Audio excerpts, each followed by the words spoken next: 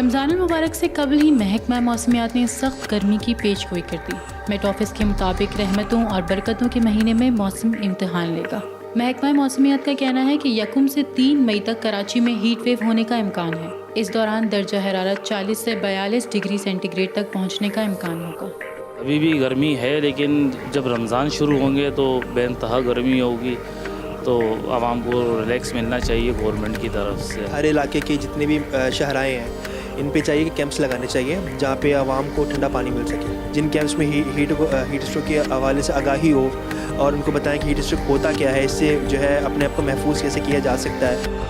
महकमा मौसमियात ने रमज़ान के पहले अशरे तक सख्त गर्मी की पेशगोई कर दी है। भूख और प्यास के साथ रोज़ेदार तेज़ धूप भी बर्दाश्त करेंगे।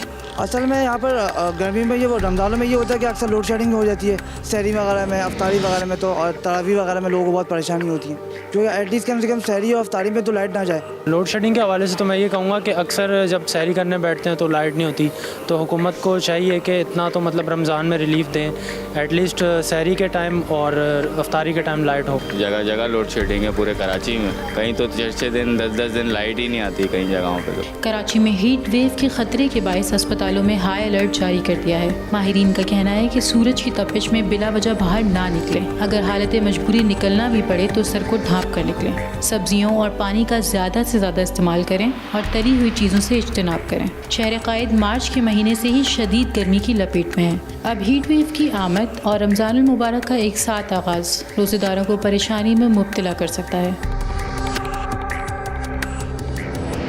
मज़ीद वीडियोज़ के लिए हमें सब्सक्राइब करें और नोटिफिकेशन हासिल करने के लिए बेल आइकन प्रेस करें।